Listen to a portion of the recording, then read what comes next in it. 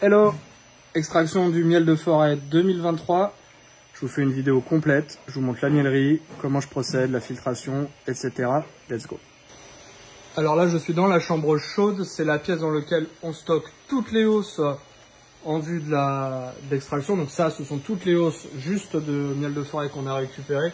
Il y en a encore derrière, là-bas. Voilà, c'est une pièce qui est complète. Je mets tout sur des chariots à roulettes, c'est beaucoup plus simple par l'autre 10, comme ça permet de bien pouvoir les bouger facilement, en vue de les emmener dans la miellerie.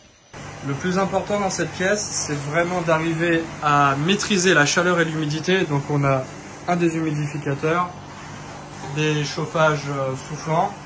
Pourquoi? Je mesure en permanence, je vous disais, la température et l'humidité de la pièce, de façon à baisser au maximum le miel qui serait pas operculé en humidité. Il y a des taux à respecter en France, donc on s'assure d'être absolument beaucoup plus en dessous que la norme pour pouvoir ensuite extraire dans de bonnes conditions. Là on a convoyé un chariot avec les hausses de miel, du coup là on peut voir un très beau cadre de miel bien operculé, ça c'est ce qu'on aime. Direction la machine à désoperculer, celle-ci elle est semi-automatique. J'introduis mon cadre à l'intérieur. Il est convoyé directement au niveau des couteaux qui vibrent ici et qui sont chauffés, de façon à retirer la couche d'opercule de cire que vous voyez sur le cadre. Je suis désolé si on n'entend pas très bien, c'est très bruyant la miellerie avec la machine. Vous voyez, ça coupe de façon très nette une fine opercule de cire qui tombe ensuite dans ce bac où vous pouvez voir au fond une vis sans fin.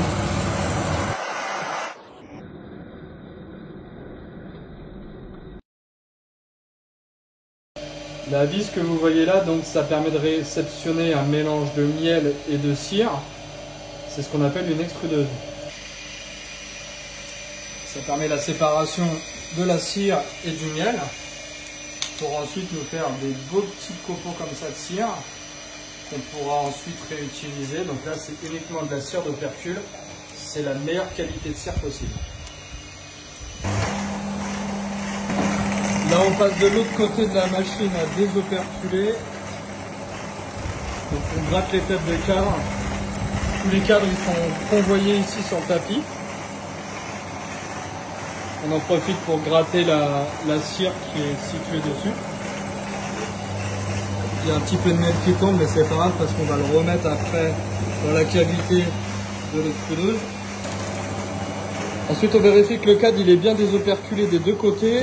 Et puis, hop, direction l'extracteur.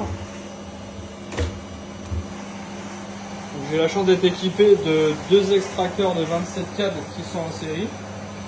On ferme et c'est parti.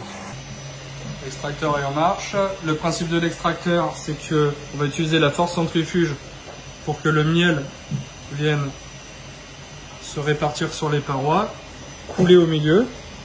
Et grâce à un tuyau qu'on a raccordé, le miel coule ici, dans un premier gros filtre, qui va ensuite tomber dans un second filtre. Et en fait, ça c'est ce qu'on appelle un bac décanteur. Grosso modo, c'est une cuve en inox qui nous permet de filtrer le miel déjà 3 fois avant qu'il soit aspiré. Là, on retrouve les opercules. Donc dans ce bac là, il y a aussi du miel. La cire elle va là, mais le miel, du coup, il y a un tuyau derrière. Hop, on retrouve ici. Ça, c'est le bac. C'est aspiré. Ça va dans le grand tuyau qui est là. Ça, c'est une pompe spéciale qui sert à aspirer le miel. Et ensuite, ça coule dans ce filtre. C'est un filtre très fin. Donc le miel est filtré une 4e fois.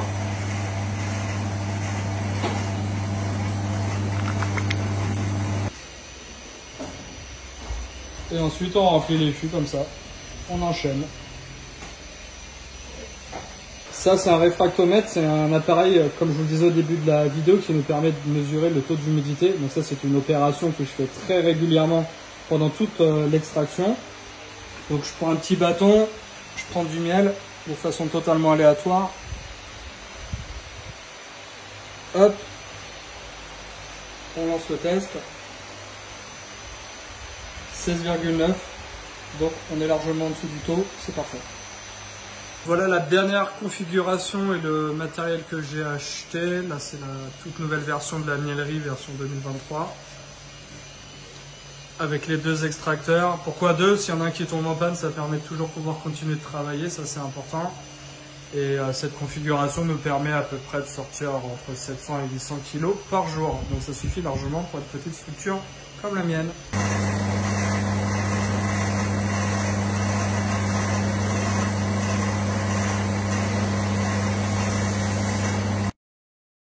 Voilà les backstage, du coup, comme ça vous voyez tout. Quand il y en a plus, il y en a encore. On enchaîne, il y a quelques jours de boulot. Et puis, bah, à bientôt. Bye bye.